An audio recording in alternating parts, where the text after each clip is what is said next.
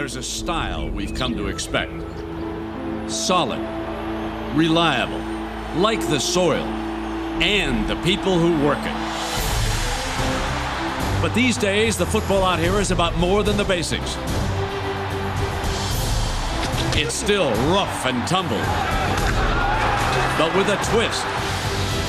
With Troy Smith in the Buckeyes backfield and Drew Tate, the Hawkeyes star, these teams have been pushing it way past the fundamentals to a whole lot of fun.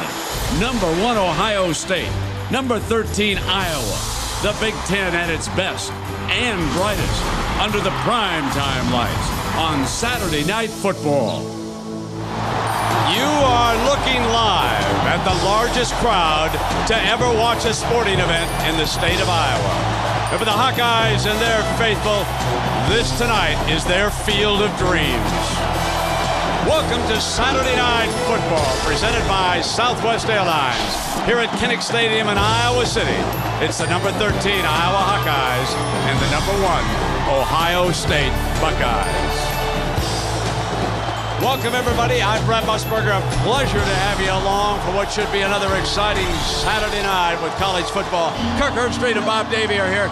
Kirk, what a great matchup between these two quarterbacks. Well, it's going to come down to the play of the quarterbacks, obviously, in this game. You look at what Troy Smith did against Texas. I know the three of us, and probably all of America, fell in love with Troy Smith and his ability to make great decisions amongst the adversity and the crowd that he'll face tonight. And Drew Tate, Iowa struggled in Columbus last year. Talking with Drew Tate, he has waited a long time to have an opportunity to show his team that he can lead them to a big victory. And who better to do it against than the number 1 team in the country? You know, the Hawkeyes have had a roller for a few years, but Bob, it is so easy to underestimate this team. Brent, every year some team makes the mistake of underestimating Iowa because they're not flashy. They don't have a lot of big-name superstars. Iowa's defense is the perfect example. They don't blitz much. They don't play much man-to-man. They're pretty conservative, but as a result of that, they don't give up big plays. They're hard to score on.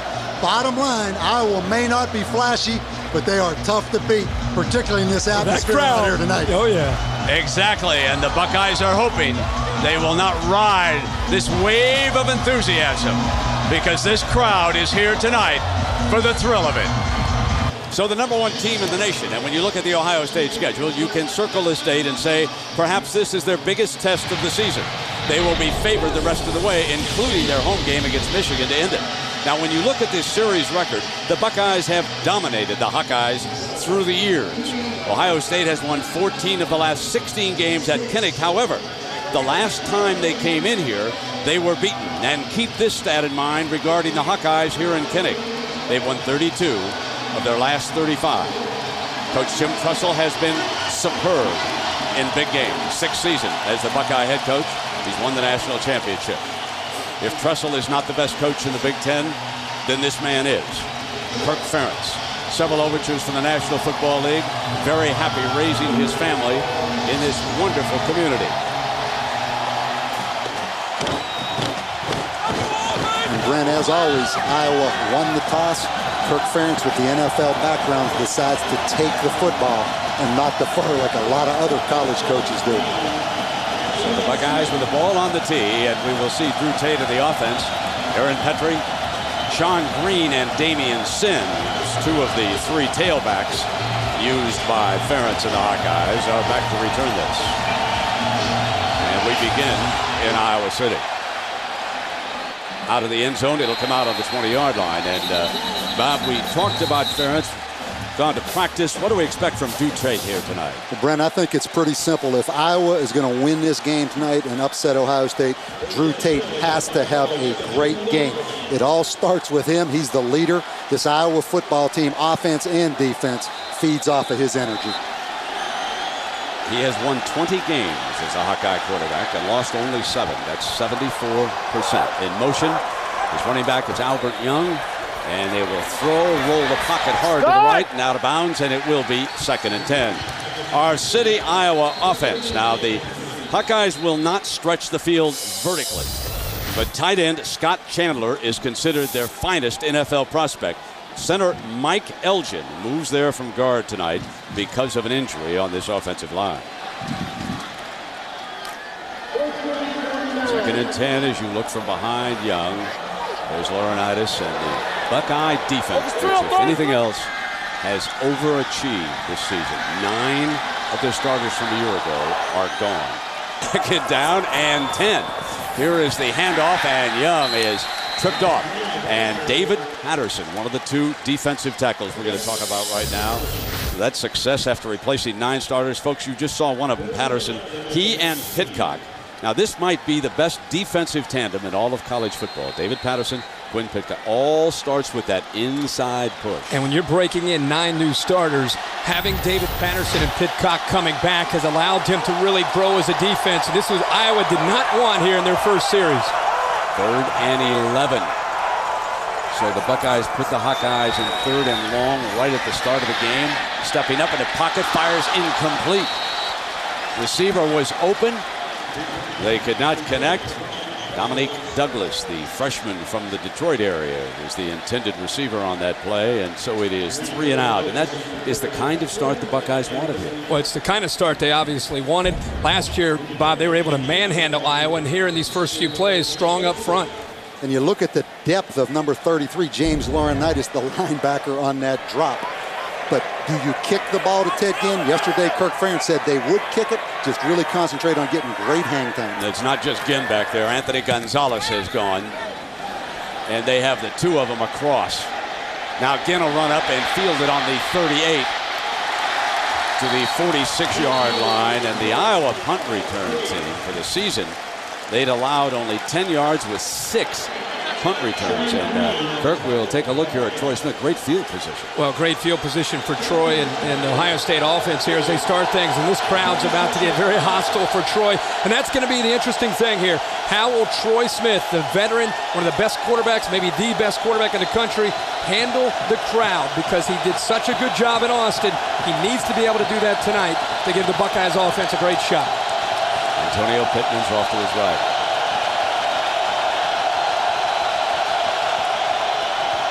Same play that Tate ran, rolling to the right, more success. Here's Ginn. Fumble! The Hawkeyes and Ginn battle for it, and Ginn may have yanked it away. Let's let the linesman sort it out here. Yes, he did. You watch the reaction by number 7 on this replay. He saved the fumble. And a great effort by Brian Madison, the defensive end. Anytime you throw these screens, it's the defensive line that has a chance. And look at the effort right there by Brian Madison, the defensive end, to jar that football out of there. And we're going to be saying that word a lot, effort, from Iowa and their defense. Madison, a defensive lineman, coming all the way back to hit Teddy Ginn. Teddy Ginn very fortunate to be able to get back on top of that football. A first down at the 43-yard line of the Hawkeyes. And Pittman bounces to the left. That's his preferred way to run, is outside left. If you go back and chart his biggest runs, you will find that Pittman will bounce out to the left. Now let's check in on our city starting lineups. And the Buckeye passing game, they struggled against Penn State a week ago, but Pittman responded with his 3rd 100-yard game of the season. The O-line, folks, is huge, led by 325-pound sophomore Alex Boone. He was over there on that left side. Brent, you said it. Antonio Pittman, in my opinion, it's tough to get a lot of publicity when there's 2 other legitimate Heisman Trophy candidates on offense, but he's the key to this Buckeye offense. He's the key tonight against this Iowa defense. Maurice Wells motions out of the backfield, and here's the quarterback draw with Troy Smith, short of a first down. Well, let's check the City, Iowa defense. Now, this front is undersized. All right, but they rely on quickness. For example, Mitch King, he's a converted linebacker who once was a high school swimmer. Now, the Hawkeyes will use zone coverage throughout the game, and free safety Marcus Pascal, he's got to help against Ginn and Gonzalez when they go deep. The big problem is if you get so concerned with Ginn and Gonzalez on the outside with those safeties very deep, that's where Bob and I keep talking about Antonio Pittman having a lot more room to run because the safeties are respecting the passing game of Ohio State. 2nd and 4 in the red zone for the Buckeyes. Pittman back in the game. There he is, bouncing left. Trying to step out right at the first down marker. Got the spot. The head linesman was there. Pascal was over there, number 25. You will see him. He's a senior from Largo, Florida. Right there, you'll recognize the hair sticking out of the back of the helmet, and he's a fine safety. Kirk, you hit on it about the Iowa defense. Norm Parker, the defensive coordinator, he will rely on the front seven to stop the run. He'll keep both those safeties back there, double cover the wide receivers. He'll force Ohio State to be patient and run the football. Boy, that puts a lot of pressure on the defensive front. Showing a power formation. And Pittman again bouncing out to the left to about the 11-yard line.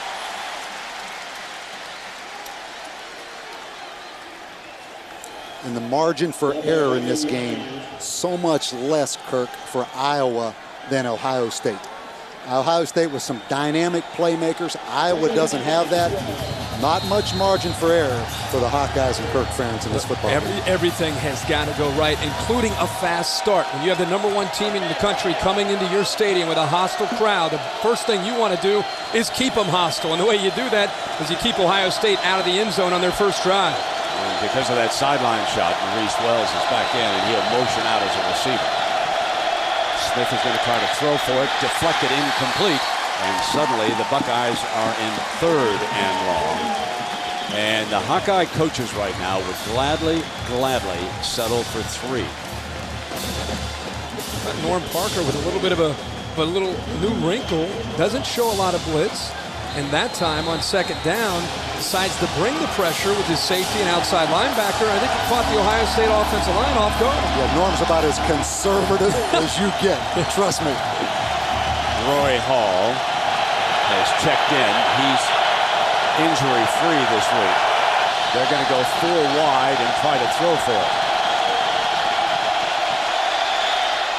Got it. Touchdown. The Buckeyes spread the field, and Anthony Gonzalez with the first touchdown of the evening. And that, of course, keeps this huge crowd out of the mix early. Boy, and you can see why Iowa doesn't play a lot of man-to-man coverage. When you don't play much, it's hard to execute man-to-man, Kirk. And how often have we seen for Ohio State, especially when they're on the road and they want to be aggressive with their play calling, all the talk about Teddy Ginn. Who is it early in the game? Anthony Gonzalez, one-on-one, beating coverage. Petrie nails the extra point. So the Ohio State Buckeyes looking for their 12th win in a row. And they strike first on the road as a 7-point favorite over Iowa.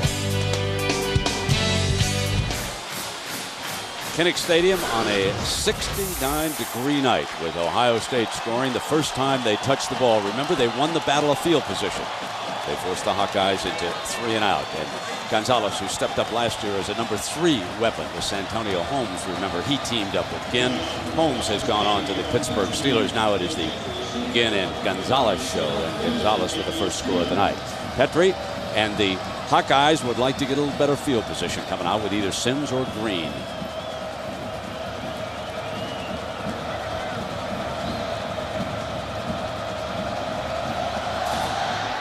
Clock starting under the new rule when the ball is kicked, and it'll come out on the 20-yard line. And guys, this is a tough matchup. You're going to see Marcus Pascal right here, the safety on Gonzalez. Anytime you play man-to-man coverage, you can't give up the middle of the field. You're going to see Anthony Gonzalez right here just run the little slant route for the touchdown. And if you're Troy Smith, every single time you see Anthony Gonzalez against a safety, that's pitch and catch. That's like going against a scout team. A safety cannot line up one-on-one against Anthony Gonzalez. 2nd and a bunch. Rush 4, and the offensive line is having trouble, folks, handling that defensive tackle. If you want to watch how this game is going to maneuver, watch those 2 big defensive linemen in that Buckeye front. If the Hawkeye middle can't handle them, they're in for a long, long night against Pitcock and Richardson. And Iowa's offensive line isn't alone. You're talking about 2 of the better defensive tackles in college football. They both have power, they both have quickness, and they get penetration almost every snap. I think I mentioned Richardson. The quickness. Patterson, of course, is the tackle. Richardson and Golston, the defensive ends. And looking in was Marcus Freeman, the linebacker, Roy Hall. Workable 3rd and 9, but Tate's got to come up with a play. Forced. Laurinaitis draped around his ankles, completed to Herb Grigsby.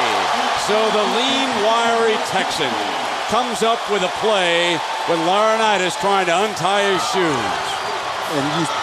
And you see Drew Tate, Laurinaitis the linebacker, also Antonio Smith the nickel come on the blitz. Drew Tate, because of his escapability, keeps the play alive, Kirk. And that's going to be a key tonight for Iowa. Drew Tate buying a little bit of time, and all of a sudden Grigsby breaks away from coverage. It's a broken play, good adjustment, and a nice job of recognizing by Drew Tate of finding his receiver. Washington in pursuit, a 31-yard gain, and the Hawks have crossed midfield for the first time. They battle inside with Young, and now the crowd starts to climb back in as the Hawks mount a drive after that 31-yard pass play on third down, remember. How many times do you see it in football? An offense struggles, they convert that first third down, and all of a sudden the offensive linemen get a little bit more confident. And that time, it was Iowa's offensive line pushing that big, strong defensive line of Ohio State around.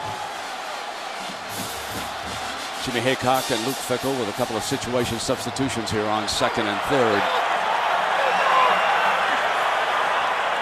They press the front with 5. Tried to jam it, and Young still able to slip through. The guy showing blitz, creeping up. Came for the outside, swarmed all over him. Ball on the ground, incomplete. John O'Neill right in on top of it. There you can see that Tate becoming frustrated like a year ago. You remember when he lost it early in the second half in Columbus and spiked the ball. You're going to see Vernon Golston, I believe, number 50 from the top of your screen. He's not in the picture right now on an inside move. There he comes right there. He beats the tackle number 78, Dace Richardson, inside. That time Ohio State, Jim Haycock bringing the pressure, trying to confuse that offensive line. Second and 10, confusion and overpowering him a bit. Draw play against it, and not fooled at all is Vernon Golston. John, did you see Tiger Woods today, guys? That was unbelievable on 18. Let's watch this play as he steps up, fires a strike right at the marker. He hit the freshman, Douglas. We will see how they spot the ball. Again, you have to love the courage of Drew Tate. Watch him step up in the pocket right here. He gets pressure and throws a BB to the freshman wide receiver, Dominic Douglas. And I'll tell you, for a freshman, Douglas is the receiver they're hoping is going to grow into the go-to guy for Drew Tate. That time, finding the hole, and Drew Tate, you said it, put a laser right on his chest. And how about Dominic Douglas? I like him. From Detroit, not recruited by Michigan or Michigan State. Kirk, I think they'd probably offer him a scholarship now after they've seen what he's done this freshman year. Makes a living on guys like that. Well, in fairness, both those schools have got some pretty good wide receivers. Yeah. And in fairness to them, I don't want to. Look, a few. I see you looking at me, Bob. I'm licking at my chops right now. I know you are. You never have too many, Brent, and you don't want to play against them. Okay. Wouldn't you rather have them on your team way down the depth chart than play against them? I'm right. I could see it. I tried Lloyd. I really did. Here's a handoff to the running back. Golston, very, very active. Now, do you remember a year ago when you watched the Buckeyes on tape or live, how Bobby Carpenter would come up to that defensive end, get down a three-point stance? It is Golston who stays down here. He is the Bobby Carpenter this year. He's just shooting through the gaps every single time with his quickness and his power. But what a special player. And this year, he's always had the physical skills. He's starting to understand his role in the defense and being able to read the offense and what they're trying to do. Here's second down and 11. Rush 4. Swing to Young, incomplete. And Young normally is very sure-handed. He slips out of the backfield beautifully. He's the #1 receiver in terms of passes caught this year for the Hawkeyes. And so Drew Tate is back in 3rd and 11. The interesting story of a young man for the state of Texas who broke all the passing records down there. And when R.C. Slocum was forced out of Texas A&M, the Aggies lost their hold on him, and he wound up here in Iowa. He's a can-do guy. This is one of those downs when Drew Tate can make it work as a quarterback. Not that time. Out of bounds, and good coverage over there by Malcolm Jenkins, who could become the next shutdown corner for the Buckeyes. Anytime you play man-to-man coverage, if you can't beat them deep, Kurt, you like the deep comeback route. Here you see Jenkins just beating the freshman up. That's a senior, a veteran corner against a young freshman. He just pounded him at the line of scrimmage. Well, he has the quickness and athletic ability, but he's also really physical. They say he just has heavy hands. And that time, pretty good illustration of that. You're right, Brent. He is the next lockdown corner for Ohio State. Look at the sign up there, the All-State. Schlicker told me before the game, I aim at the hands. He was in good hands that time. Blazing speed. See if he can do something with this kick or if he even gets a chance to touch it. Kyle Schlicker, who kicked that field goal, has the ball on the tee. You know, he's only averaging 17 yards a return this year, 26 for his career. It's about time, Brent, to see this guy break now.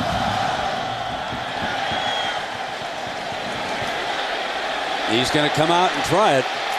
And well short of the 20. Well covered by the Hawkeyes, and that'll give them a lift. Well, as you just joined us, Ohio State scored the first time they touched the football. They had excellent field position. They cashed it in. The Hawkeyes, with their second possession, drove down, stalled, settled for a field goal. And the largest crowd to ever see a sporting event in the state of Iowa, 7-3 now.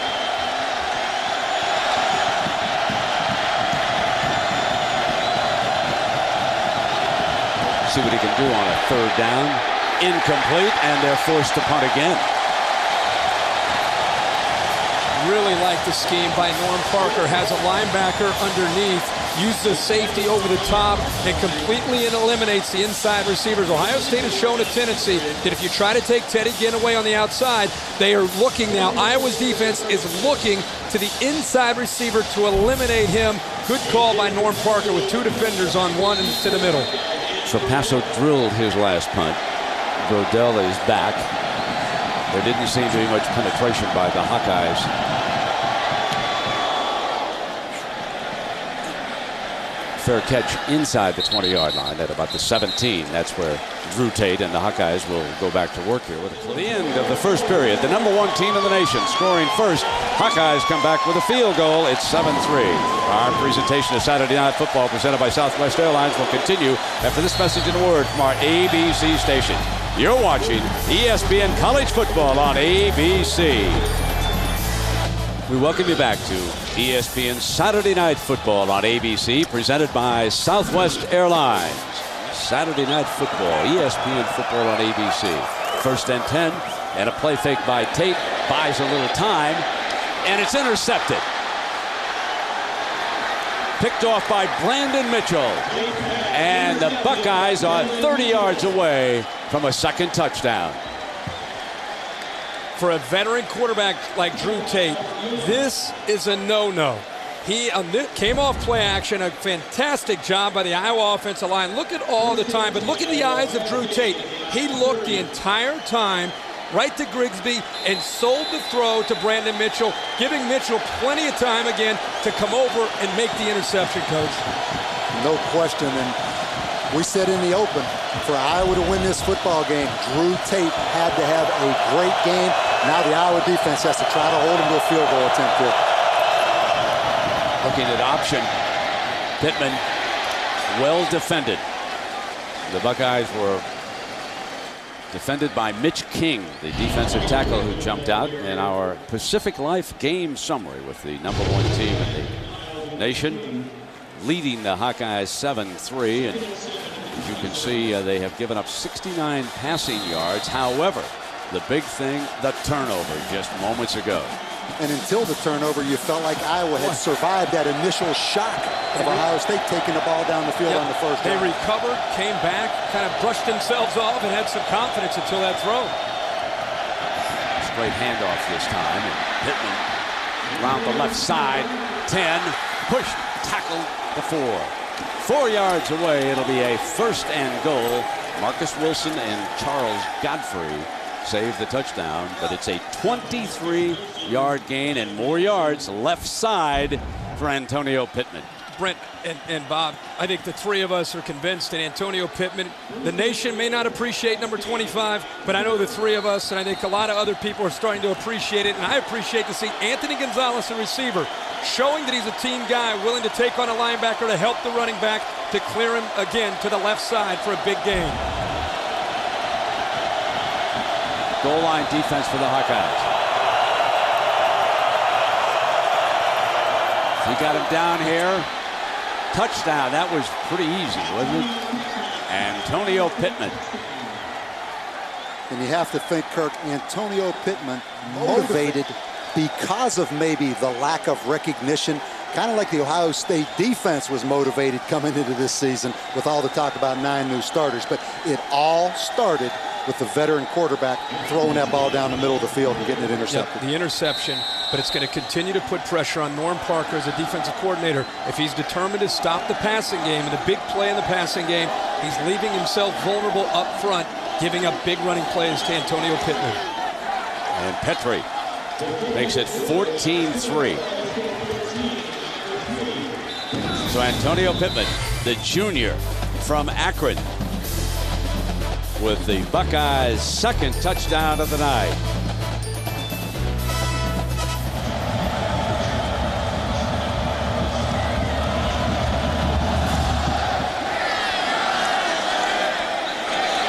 This will come out on the 20.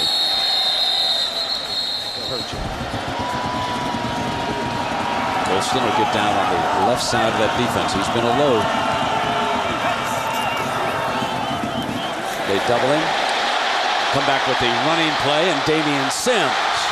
He has speed, and it's a first down for the Hawkeyes. Damian Sims, number 28, the junior from Boynton Beach, Florida. It's just south of Jupiter and north of Miami. 21 yards on that run. Well, you get a lot of speed when the backup Sims comes into the game. Watch the cutback. Nice, well-designed, and then the speed to get into the second level, coach. And he shows a whole different gear there from what you're used to seeing with Albert Young. Different kind of runner. Yeah, he averaged 9.9 yards a carry last year. Had 2 touchdown runs, one of 71 and one of 66. So he's a speed element for Iowa.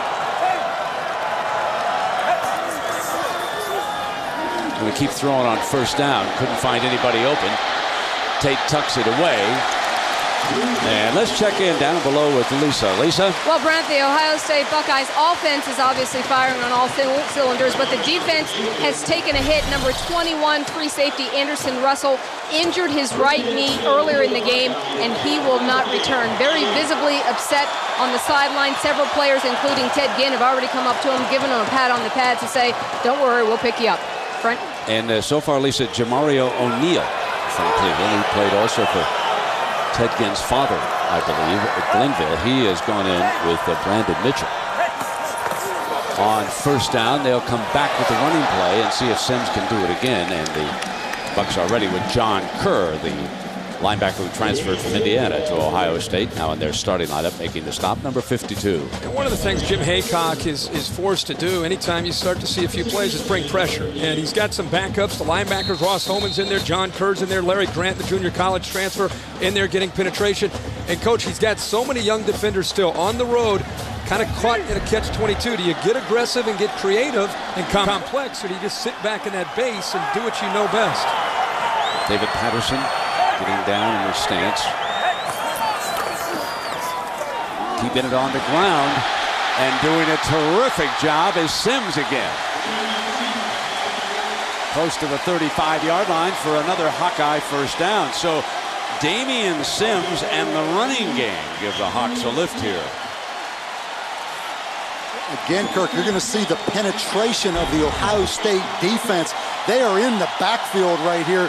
Number 97, David Patterson, but Sims gives them a little bit of a breakaway guy because you're going to have to make people miss playing Ohio State because they are an aggressive attacking defense. And he's making that first defender miss. 3 carries, 33 yards for Sims. He's been the difference maker in the drive. Now the slant wide open. And they finally go to their tight end, Scott Chandler, the 6'7" senior from Texas. He's a big old target, number 87. Sure is. Quarterbacks love to throw to the big guy, but Ohio State bringing pressure. James Laurinaitis, Jamario O'Neal, the safety, leaving a huge void in the defense. Good job of protection, but look how easy a throw this is when they blitz the safety and the linebacker. Nobody left in the middle. Good recognition by Tate. Starting to get into the Hawkeyes game plan. They obviously came in believing they could throw against this secondary, that they could do something that nobody else had been able to do. But they thought with the veteran quarterback, We'll see how that unfolds. He's thrown one interception already. Comes back, and here's Sim, breaks away, 5-goal line, and it is Albert Young, who had come in to replace Sims, and Albert Young bursts in. So we've got competition at the tailback spot, and Sims comes in with a 15-yard score. These Hawkeyes will not give up for Kirk Ferentz. They're down 14-3. They're playing a #1 team in the country. They come right back after the interception. Drew Tate and the Hawkeyes showing a lot of courage there with that drive. And a big missed tackle by James Laurinaitis, the linebacker. Schlicker tacks on the extra point. Back to within 4. The most impressive drive of the night, finished off by junior Albert Young. 7 plays and 80 yards. What a nice compliment. Albert Young's power, along with Sims' quickness that came in there on that drive. Right here, you're going to see Laurinaitis, the linebacker, from the backside, has a shot at him. Unblocked, but he runs through the tackle of Laurinaitis and Antonio Smith. And Kirk, you said it, he's a good changeup, more of a power back, and this crowd is re-energized back in it now. No question about that. How good was that drive? They didn't face a single third down. What did the offensive yardage totals look like? Iowa 162, Ohio State 109. The difference on the scoreboard, that critical turnover. Look down from the blimp on the sea of gold, if you will, and Davey Kirk, he made a great comment about, you know, yes, there are 4,000 or so Buckeye fans, but that's the allotment of tickets. You don't see a lot of red. In other words, these Hawkeye people, they did not take to the streets and scalp their tickets, my friends. They kept them to come and watch this game. Well, if you're not familiar with Iowa football across the country, this is a team that Kirk Ferentz has been able to build on second and third tier recruits, but it's effort and it's attitude, and when they get down, they don't give up. We've seen that over the last 4 or 5 years. He's got one of the better programs in the country. And I'll tell you what, we go all over the country doing these games. We saw Ohio State at Texas, great atmosphere. This setting right here in this stadium right now is as good as it gets all across America. These are great fans right here. And Matt, in 2 weeks, Saturday Night Football will go to Happy Valley. Looking forward to Penn State hosting Michigan. That will be some scene there, just like we have here tonight. Next week out in Berkeley, there's a swing, great catch.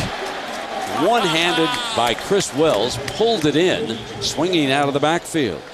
Well, Chris Wells is showing that he's got tremendous athletic ability.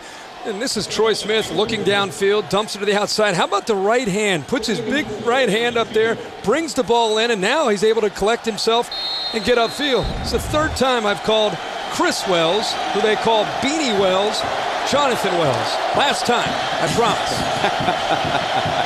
And you won't have to worry about it because Antonio's back on the field. Right now. There we go.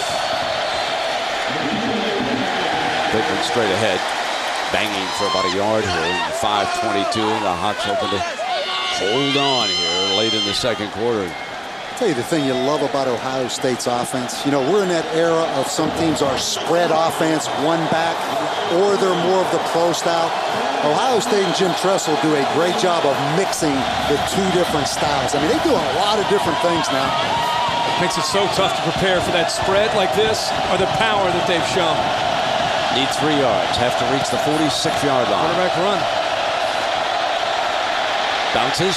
Throws for it. And Ted Ginn on the far side. First down, Ohio State. And you see the difference in Troy Smith and his maturity. You talk about him not running the football. Here's a great example where instead of just flushing out of that pocket and running, he just steps up and throws a dart to Teddy Ginn. That ball was flying, and this gives you an idea how Teddy Ginn can catch the football right there with his hands, because that ball was moving. He looks like an NFL fella with both toes on, and like both of them were in bounds, didn't it? And here comes Smith. This was run all the way, and nothing doing. The Hawkeyes jump on that play. Brian Madison, the son of Greg, who was an assistant coach under Bob Davie at Notre Dame and now is down at Florida with Urban Meyer. He also worked for Michigan, and then Bob Davie went up there and paid some of those fine Irish dollars and hired him away. And I know his dad's sitting on that lazy boy, and I know exactly what kind of beverage his dad has in his hand tonight. Especially down in Gainesville watching this. They got you're right. He got two of them because he got the Alabama win. He's got a couple beverages going on. That's right. And Greg, Bob, and I and Kirk will have one right after the game. High snap, pulled down by Troy, and complete to the 28-yard line. Ted Ginn again. Starting to find ways of moving Ted Ginn around different locations for the Iowa defense to be aware of. This time against Charles Godfrey, who he's gotten behind a couple times, just sits in front of him. A nice catch and the timing there between Troy Smith and Teddy Ginn, very good. Troy Smith for the night, 6 of 11 for 67 yards. 1 touchdown to Gonzalez, that their first score of the night, and no interceptions.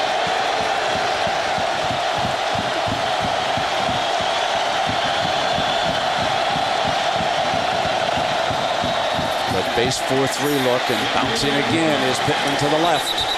Run out at the 20-yard line. Who wants a flag tacked on to this one as he was being run out of bounds by Edmund Miles, the linebacker. Brent, I think one of the reasons you're seeing him continue to bounce is because of the backside guard. Backside guard TJ Downing this time picks up a block, and it's very running by Antonio Pittman. Instead of just slamming it in, he's patiently waiting for the guard to pick up that linebacker, and then he accelerates around that block, and that's about the 5th time we've seen him do that.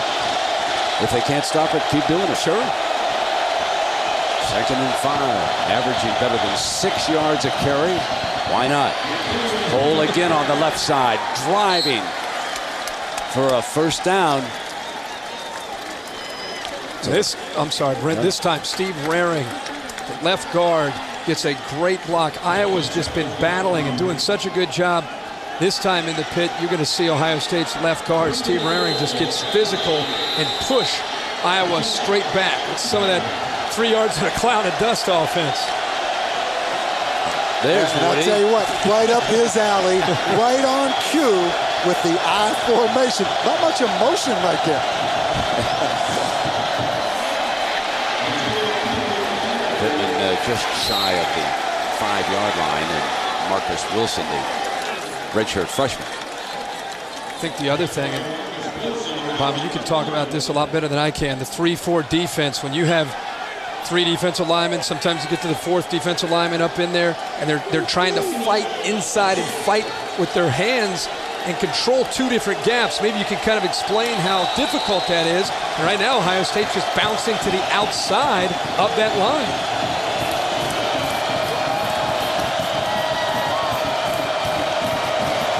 A lot of substitutes. Remember, they went 4 wide for their first touchdown. Are they going to spread it again? They're going to spread it again.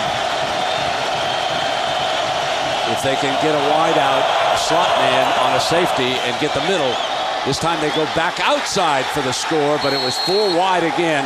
Touchdown, and Roy Hall, back from the injury list, makes the touchdown grab, and they are 1 point away from going back up by 11.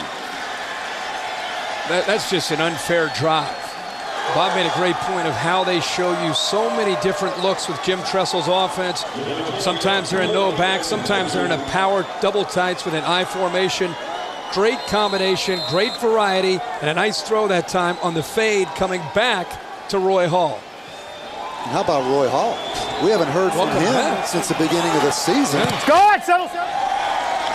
And you can see there was a lot of emotion for his return to the active list. And let's check in with Lisa. Thanks, Brent. Coach, you told your players all week that you wanted them to get off to a good start, not necessarily a fast start, but you wanted them to keep it close. How do you think they've done? Well, yeah, I think our guys came ready to play. We're playing with good energy. We hurt ourselves certainly with the pick there, and then we gave them the short field. We had great field position there late in the second quarter and couldn't do anything with it, and then they had a heck of a drive. Our guys are playing hard. Now, you're going to need your veteran quarterback to step up in the second half. He's been hot and cold so far. How do you keep his emotions in check? And that's in the He'll be fine. He'll be fine. We just have to block a little better. We've got to catch the balls that are catchable, and Drew's going to be fine. He'll get us going here. All right. Thanks a lot, Coach. Good luck. Brent? All right, Lisa, thank you. Right now, let's join John Saunders, Craig James, Doug Flutie in our New York studio. Take it away, Big John. It is 21-10, Ohio State leading Iowa. Start the second half with Bob Davie, Curb Street. I'm Brett Musburger. Our Southwest playbook, Kirk, and take us through some of these Buckeye moments. Well, this was a big series for Ohio State. Iowa cut it back to 14-10. All of a sudden, Chris Wells gets a chance to come into the game, gave Ohio State a spark, but it was the way they mixed up the play calling. Teddy Ginn with a chance to make a play. Again, Teddy Ginn here, Troy Smith finding 8 runs, 4 passes, 12 plays, 89 yards, and a touchdown. And all of a sudden, Ohio State has a 21-10 lead. And, Coach, between that drive and the interception of Drew Tate for a score, really the only difference in the game here in the first half. Yeah, and Iowa can move the ball. It's staying away from the turnover. But how about Ohio State? It seems like nothing phases them. I mean, this atmosphere right here, this is an electric atmosphere. They walk in here, give credit to Jim Tressel and that senior quarterback, Troy Smith. I mean, nothing phases this Ohio State football team. And remember, the Buckeyes get the ball to start the second half. So Troy Smith in the offense will come back out. Wednesday, and I go to protective shells on Thursday, but we changed that a little bit this week and went full pads each day, trying to kick off. Change the and they'll take a knee, and it will come out to the 20-yard line. Our Pacific Life game summary.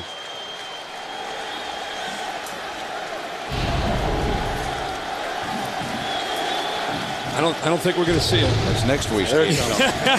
I don't think we're going to see it. Look at the stats are pretty simple. No question. As I said, Iowa can move the football. Drew Tate has to play his A game in the second half. I think he probably played about a C+ or B in the first half. And a huge twist on the left side, again on the slant. 9 more yards for the Buckeye passing game. It's also interesting to see Jim Tressel still on the attack, and I think it talks about the confidence that he has in Troy Smith as a quarterback, continuing to try to attack this Hawkeye defense. Sometimes you'll see Jim Tressel with an 11-point lead get ultra conservative and win the game with defense in special teams. But now with Troy Smith, Coach, he is attacking. Well, he watched that Michigan State Notre Dame game. That's right. Last week, where Michigan State went in the bottle in the second half. Again on that quick strike for another first down. When you consider the weights of this offensive line, when you just look across the front, let's start left to right. 325 Boone, 329 Raring, 295 Dadish, 305 Downing, 310 Barton, and they're working against 270, 271, 264, 272. Folks, this offensive line starting to wear the Hawkeye front down. And Kirk made a great point, and they're going against a 7-man front because Iowa keeps playing 2 safeties instead of an 8-man front against the run.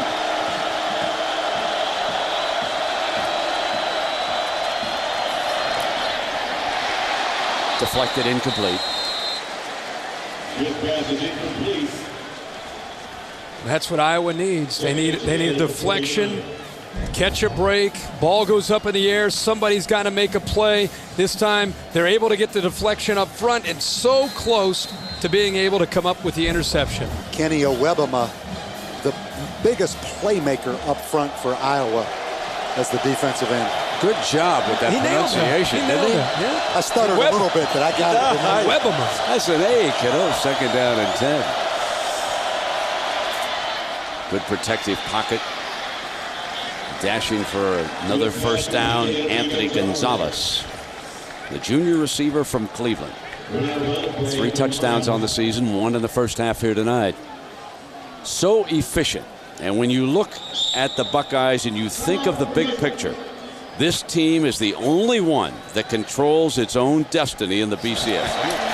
Here is Pittman, about to the 38-yard line. And so take a look at this schedule. Bowling Green, Michigan State, Indiana, Minnesota, Illinois, and Northwestern. The only team that I can think of that won in that group is Illinois today against Michigan State. I think they all lost last week. The only game at the beginning of the season was at Michigan State, and they've come apart at the seams. They play Michigan before they play Ohio State. So yeah, but Michigan State, they come apart and go back together more than any team in the history of college football. I don't know. After losing to Illinois, you think it's possible to recover?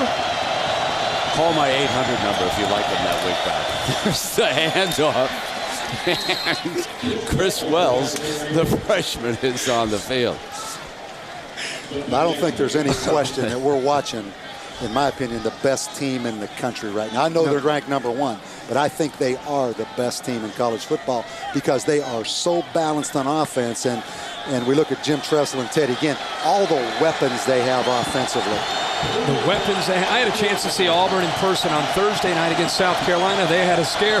I think they're the most complete team because you know that young defense is going to continue to get better, and their offense is not only explosive, but it's very diversified because of the way they can attack you. Here's the old Woody Hayes formation. And Smith may have juggled it the way he dove in after it. Maybe he was just trying to find a hole to burrow into for the first down. You hear low man wins. There's no question Iowa was underneath the offensive line of Ohio State. He's short. Yes, he is. I think you're right, Brent. I think you're right. I think he lost the football. Excellent penetration. No question. You're right. The ball was on the ground. Yep. Very lucky to get that ball back. Yes, he is. I think Daddish was helping him. So they're going to go the old power I formation, huh? Got it. Chris Wells, the freshman, behind Stan White, leading fullback, keeping the clock running. 1st and 10 now. Boy, how about this shot? That's sweet. Looking straight down on it. Missed tackle right there at the line of scrimmage. Iowa had an opportunity with penetration right there, but it's hard to knock back a 230-pound running back like Wells. Now that, don't you love the blimp with a shot like that? That's nice. How about this drive? How about the drive to start the opening of the second half? Yeah, I don't want to give the blimp too much credit. That was Scott King. 1st down and 10. Oh. Beautiful. Wide open in the middle. Gonzalez maintains his balance. Don't give up too much. Toward the end zone. Touchdown, Ohio State. Are you kidding me? Do they have a couple weapons on that football team? 30 yards. And you thought that Gonzalez was going to give up the 1st down for a moment. Great effort. But it's, again, the way they attack, spread you all over the field with 5 wide receivers in the effort to not give up. And then he picks up a big block right there by Brian Hartline and then has the effort to get the ball into the end zone. Anthony Gonzalez did not give up and just go down. He fought all the way back and picks up a big block by Hartline. It's a touchdown. Aaron Petrie tacks on the extra point. And the Buckeyes open up an 18-point lead. Troy Smith and Ohio State looking to maintain their hold on #1. You're watching ESPN Saturday Night Football on ABC. Folks you've never heard. Sellout crowd grows so quiet so quickly. Through the years, they have suffered at the hands of Ohio State, and right now they are suffering again. Coming out on the 20-yard line, we'll see if Drew Tate can mount some kind of a rally. Tom Bush, hard-working fullback, comes in to circle out as a safety valve, but Tate's going to keep it himself and step out short of the 1st down marker. And Drew Tate, I think, one of the most competitive guys in all of college football. We sat in that interview with him yesterday, and when we left, I made the comment, he reminded me of Chris Spielman. Sitting there. Yep. First of all, he looks a little bit like him in the face, but just the intensity he comes at you with. You'd have thought Drew Tate was a linebacker. He is a tremendously competitive, fiery guy. 2nd down, 4 yards to go. And stop this will bring up 3rd down. More pressure is put on Drew Tate to make good decisions with the football and keep his composure. We've been watching him throughout the entire night. And I know he's a competitor. I know he's fiery. but he has to stay positive. He cannot get down on himself, and he cannot get down on this offense. He has to keep being positive about the Hawkeyes' efforts. So the Hawkeyes got their hands full here with the #1 team in the nation. The Buckeyes, 28-10 lead it. 3rd and 3. How about you? I take Brady Frank. Okay. Wait a second, do I have time to rethink it? And he dashes out for the 1st and 10. Let me tell you something.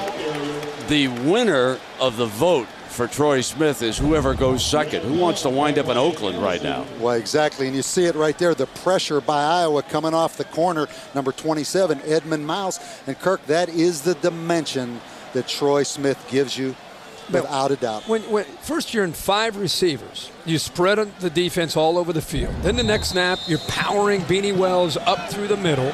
This poor Iowa defense, they don't know what's coming What you're trying next. to say, if you were still at Ohio State playing in this offense, you'd still be playing in the NFL of course, with this scheme. Of course. Exactly. You didn't have the same opportunity that Troy Smith has to play in this scheme. There you go. First down and 10. Pittman's back on the field, and he's being wrestled down by Klinkenborg. In order to be able to match up with Ohio State, it's going to come down to a team that has corners. Yeah, you're going to need about 3 or 4 corners that can run. See, Ohio State, Teddy Ginn and Anthony Gonzalez get all the credit. We've talked a lot about Beanie Wells and Antonio Pittman, but the reason they're able to spread you out is they have 3rd receiver, a 4th receiver, and even a 5th receiver. The depth at that position with Troy Smith's ability to run and throw and the power running, that's what makes this offense the best in the country.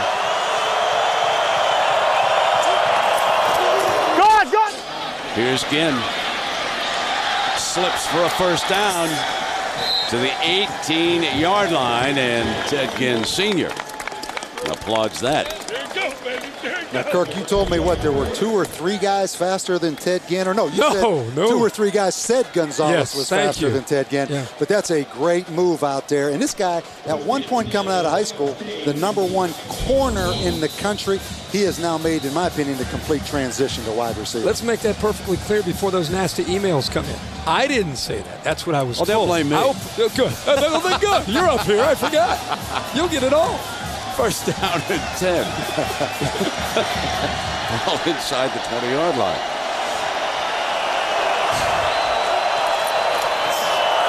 And around Gonzalez. He beats the rushman, but the posse up to stop him at the 19. Adam Sheda coming up to make the stop. You know, we saw Ted Ginn Sr. Interesting what Kirk Ferentz told us, that he sat in Ferentz's office for 30 minutes when his son was looking for a school. He brought Ted Ginn Jr. here to see a game, and Iowa recruited him. Kirk said, I knew pretty sure that he was going to wind up at Ohio State, but we had a wonderful conversation about education and everything, and I'll tell you what that led to. It led to Senior sending some other prospects here to Iowa City, one of whom may wind up a quarterback, and there he is, Arvell Nelson. He's the freshman, played at Glenville High School. He played the role of Troy Smith in practice this week. The dart, did he hold it long enough for the 1st and 10? There's marking it down. The back judge is right there, and that would give them a 1st down. As the final seconds of the 3rd quarter tick away.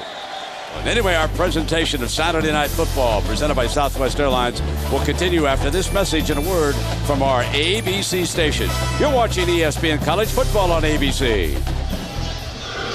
You look down on our sold-out scene here with the Buckeyes leading the Hawkeyes 28-10, and we begin the 4th quarter.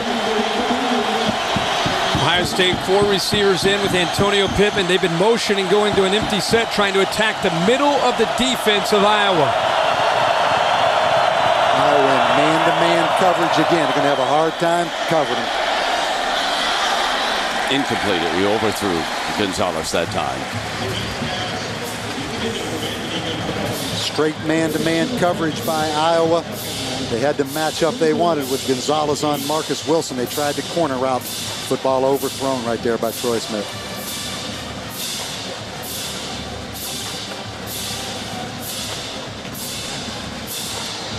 Here comes the field goal. Aaron Petrie. And this may be one phase of Ohio State's game that settled right here, the field goal kicking department. 36-yarder.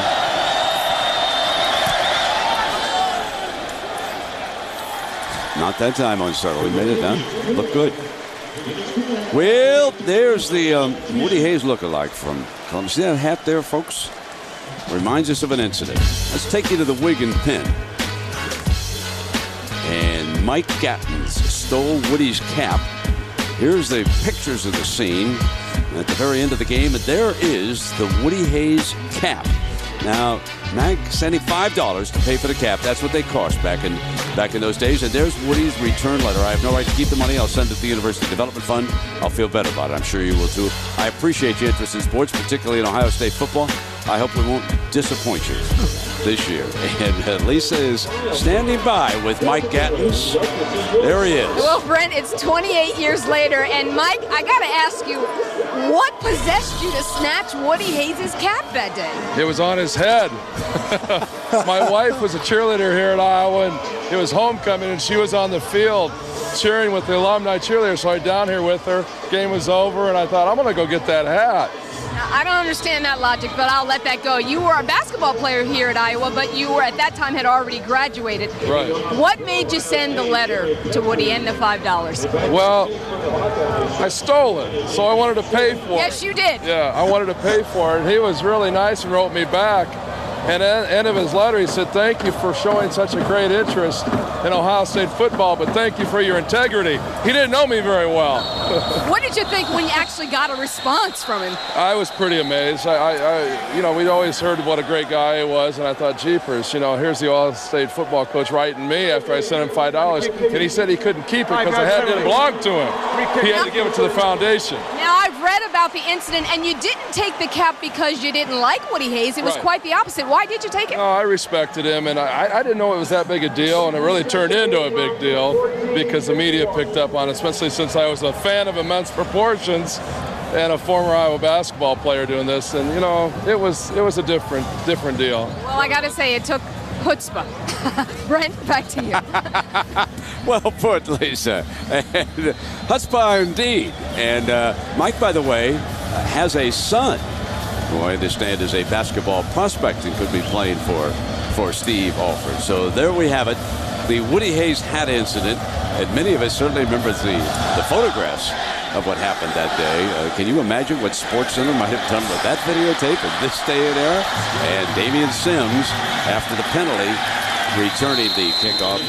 Drew Tate has to be the leader here, of course, for the Hawkeyes. They always talk about never giving up. Huge margin to overcome. Drew Tate has to have the tempo up.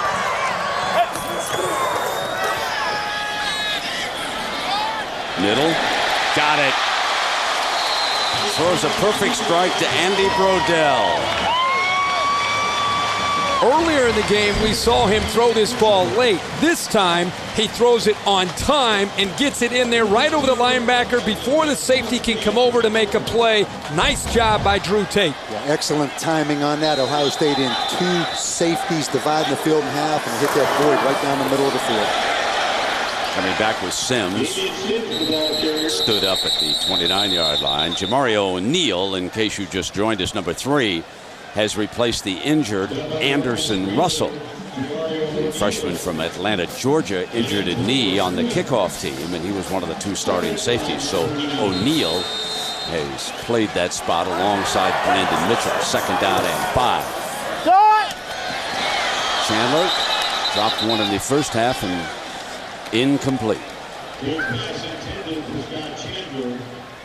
I know this is a disappointing night tonight for Iowa. Huge game here in Iowa City, but it shouldn't take away, obviously, from the job Kirk Ferentz has done here at Iowa. He has done a tremendous job building this program. And you know what?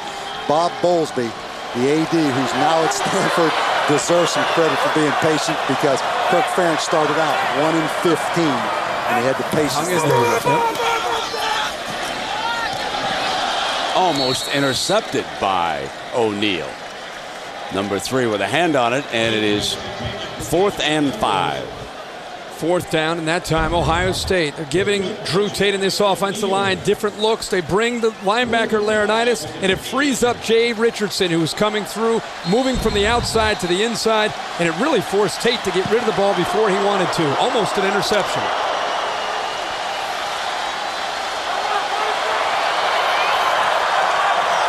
Here's 4th down for the Hawkeyes.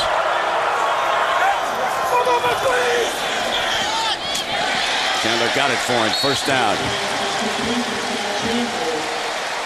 The big tight end picks up the 1st down. Hawkeyes need to strike quickly. 3 touchdowns behind. One of the luxuries of having a big target after the blitz is you can get rid of it and put it up in the air. Scott Chandler is a former receiver at 6'7", about 255, showing a lot of toughness and grit, moving down to that tight end spot, getting better each year. Fumble. On the snap, picks it back up, fires, complete. Making up a play. Douglas, the freshman. You know, we mentioned Iowa a little bit thin at wide receiver. We're going to see Drew Tate right here, really for the second time. Does he even get the laces here, Coach? Had problems, but keep in mind, Eubanks, the starting center, injured against Illinois, not playing tonight. And just so much shotgun, that puts a lot of pressure on a new center in there. How about Drew Tate, just an athlete? I don't even think he had a chance to get the laces. Just grabbed the ball and threw it out there.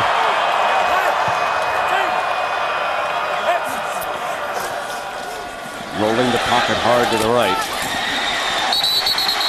And working the sideline out of bounds. And Andy Brodell with that catch. And Jim Tressel not so sure he was walking the sideline down there. That's what you call that, eh? I guess. 2nd down and 2. Wide open. Dropped it. Incomplete. Champ Davis, the fullback, had 6 points in his hand. And Ohio State comes with the all-out blitz, and they turn the fullback, Champ Davis, number 46, loose. And that's the kind of night, Kirk, it's been for Iowa. They have not taken advantage of all their opportunities. I mean, he is wide open and really should have made that catch, even though the ball was right there. That is 5 dropped passes for the Hawkeyes tonight. Self-destructing. Can't do that against a quality opponent like the Buckeyes. Can't get the handle under heavy pressure that time. O'Neal and Washington were both right there. Grigsby, the intended receiver. So we have come again to a 4th down, needing 2. If you go back to the Texas game that we had a chance to broadcast in week 2 for Ohio State, we talked so much about the youth on their defense and how well they played. But the way they're disguising coverages and moving around, you can really see that they've matured here just in the last 3 or 4 weeks.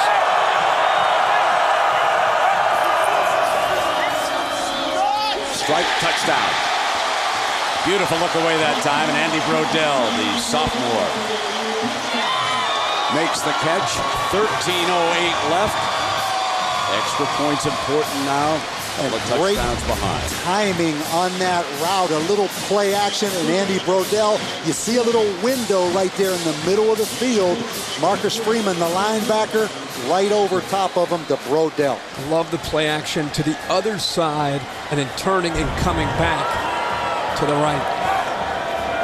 Slicker, the kicker, adds the extra point.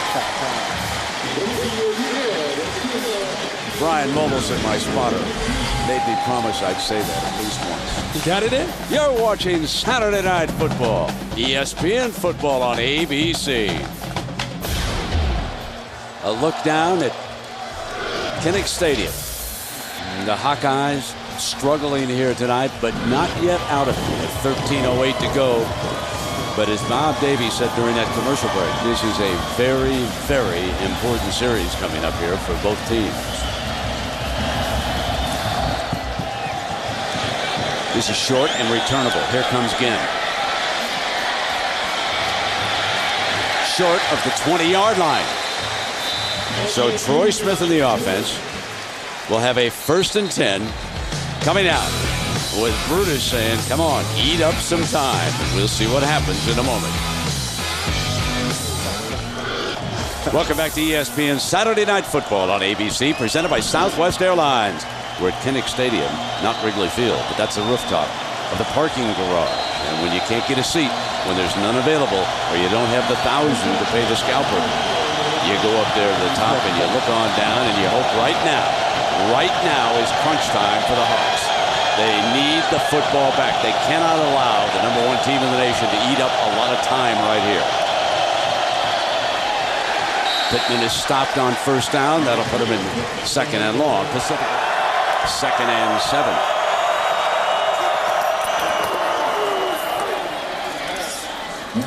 Clock continues to run. It'll be 3rd down and short here. And for Iowa, they've had 2 very costly turnovers tonight. An interception in the first half led to a Buckeye touchdown. And here the second one stops a rally. They trail it by 14 points. And for Kirk Ferentz's team that prides themselves on their work ethic, again, they're tested here on 3rd and short. After the defense did their job, they're forced to go back out on the field to try to get the ball back to Drew Tate after the turnover. Let's see if they can get the 3 and out to get that ball back to Tate.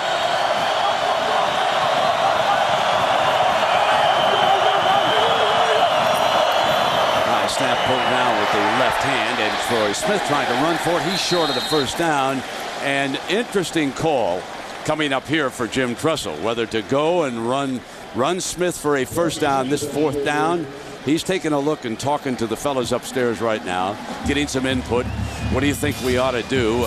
Kirk and Bob, what do you think they should do? I think he'll punt the football, try to pin them back up 14 points, try to make them drive the field, the length of the field. Jim Tressel prides himself on special teams. This would be an opportunity for Trapasso to try to pin them back. And remember what Jim says. The punt is the most important play in football. I asked him if he had said that this week, and he said yes. And, of course, you can see how things can turn around in terms of field position. He lives by that. And here is the punt that Kirk thought he was going to do. It'll roll down and be downed at the 5-yard line, and the Hawkeyes are 95 yards away. You can't fault that decision. That's Jim Tressel in a nutshell, making a decision with a 14-point lead. And you're watching ESPN Saturday Night Football on ABC. Buckeyes lead it. 1st and 10. Deflected, intercepted, and Marcus Freeman, the linebacker, has just turned out Iowa's lights here with 6:25. And to me, that says it all in a nutshell, the Ohio State defense. The play before, there's a huge opening in zone defense. The next play, Kirk, they caused the interception as Marcus Freeman, the linebacker, bats the ball and intercepts the ball. That's a heck of a play right there. He's reading the quarterback's eyes, kind of just in a kind of a freelance spy opportunity for him. Just jumps up, shows his athletic ability. That's the reason when they go to a nickel package, Marcus Freeman's on the field. It's 10 interceptions for Ohio State. They had six all last year. And there's 4 new starting defensive backs. So what we're learning is this young defense is giving up yardage, but they're also taking advantage of some opportunities when they're presented to them. Antonio Pittman, the veteran, ridden down just shy of the 10-yard line. Godfrey hit him. 10 interceptions after losing 9 players and 3 defensive players drafted in the first round. I can't remember experiencing anything like that, the way the Buckeyes have reloaded this defense. And now after 5 games, survey the whole country. Remember the jury was out preseason. People thought, how can Ohio State be at #1 when they lost all those defenders? Now when you've seen everybody play, cream's starting to rise. Ohio State's the #1 team in the country. And they are in control of their destiny. Win out, and they're going to the BCS title game. See, I thought the team that showed up today was going to show up in the second half next week at Michigan. Yeah. You know how they come out hard against Michigan early, get hit in the gut, and then maybe fall apart in the second half, but they decided to show up like that against Illinois. 3rd and 9 for the Buckeyes. You think about USC almost being upset today. Nebraska, you saw that update, winning in overtime against Kansas. Nebraska was a 3-touchdown favorite in that game, right? All those teams up there struggling at times. Auburn on Thursday night with South Carolina. Florida today with Alabama. 3rd down and 9. In zone, beautiful. Touchdown, Buckeyes. Brian Robisky, who cut the rope from him last week against Penn State. And his daddy, assistant coach in the NFL, he can celebrate again like he did last week. That's his first catch of the night. First of all, a ridiculous throw by Troy Smith. But remember we talked about Teddy Ginn and Anthony Gonzalez?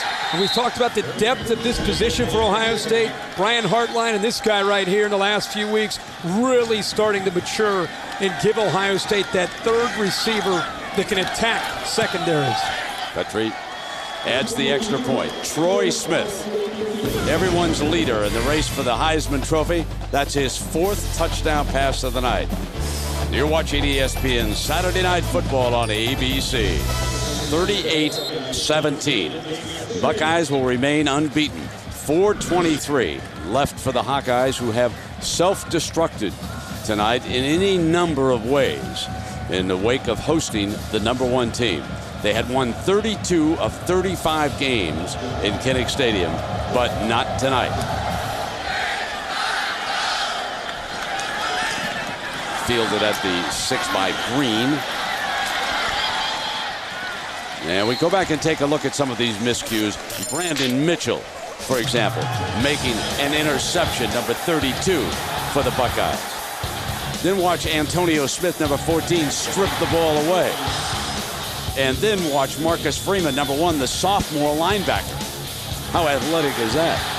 Deflects it and picks it. We talked about no margin for error for Iowa.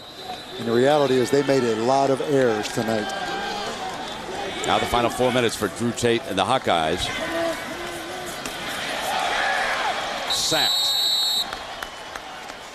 I want to go back to the touchdown pass because, again, this is a ridiculous throw. The ball is in the air right now, and he's just throwing it when he can't.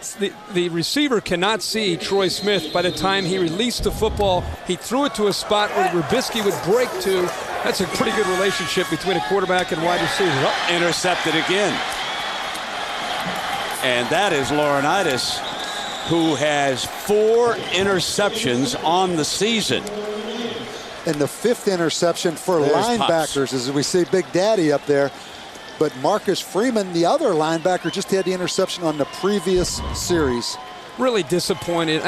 Drew Tate is a guy who is a competitor. It's the 4th time tonight he's locked into a receiver, stared him down the entire way, and then threw it and allowed the defense to make a play. Drew Tate's got to look at this football game and try to learn from it. Last year was as bad as it gets against Ohio State. This year wasn't as bad, but again, a learning tool for him to try to improve as a quarterback moving on. So this one a disappointing night for the Hawkeyes, who self-destructed in the face of a very, very talented Ohio State football team. Make no mistake. If you're going to beat these fellas, you're going to have to play your best game of the year, and make no mistakes, they're that good. Maurice Wells is in to bring it down. Let's give our Chevrolet players we could go with Troy Smith, we could go with Antonio Pittman, but how about Anthony Gonzalez? Sure. Give him some props. 5 catches, 77 yards, 2 touchdowns. And Mitch King, defensive lineman, undersized that he is, 7 tackles, deflected pass. And so Chevrolet will make a $1,000 contribution each year towards the General Scholarship Fund. Tressel is with Lisa. Let's go to her now. Thanks a lot, Brent. Coach, they kept it reasonably close for a half, but how were you guys able to break it open in the second? Well, Iowa's a good football team. Their coaching staff was tremendous. Their kids play hard. Our kids hung in there. This was tough odds. There was a whole bunch of gold out there, but our kids kept playing. They kept hanging together. We didn't make many mistakes, which was a good thing. And, we lost Anderson Russell early in the game, our starting free safety, but we adapted, and Jamari O'Neal came in and did well, and they just hung in there. You said you didn't make many mistakes, but this Ohio State defense, you forced so many turnovers. It's become the trademark for tonight. How does that make a difference? Well, it's all the difference in the world. We had a great defense a year ago. We didn't force as many turnovers. This year, we're probably not doing as well in the yardage category, but we're doing a great job in the takeaway category. Now, Troy Smith looking more and more Heisman-like, Troy, with every performance. When did it start clicking for you tonight? Because they kept it reasonably close for a while. First off, I want to thank God, because without him, none of this is possible. I guess, during the course of a game, a lot of things happen that you have to, pick your way through. And Iowa did a great job today. They came out, they hit us, they played for 4 quarters. And, as the game went on, we just picked up and, kept the offense rolling. Now, Troy, that last touchdown to Brian Robisky, it didn't look like you had a lot of room to get that ball in there. How were you able to get it in there? Protection. First and foremost, they did a good job up front. Robo made it great. He made a great play on the ball. Without the stuff that we do in practice where they do the different drills, hand-eye coordination, he might not have been able to catch that ball, but he made a great play. Thanks a lot, and congratulations to you on the win. Thank you. Brent, back to you. All right. Thank you very much, Lisa. There you have it. Disappointment at Iowa City. So for Bob Davie, Kirk Herbstreit, and Lisa Salters, I'm Brent Musburger saying so long from Iowa. Once again, our final score, the #1 team in the nation, the Ohio State Buckeyes 38, Iowa 17. The Buckeyes stay #1. So long, everybody.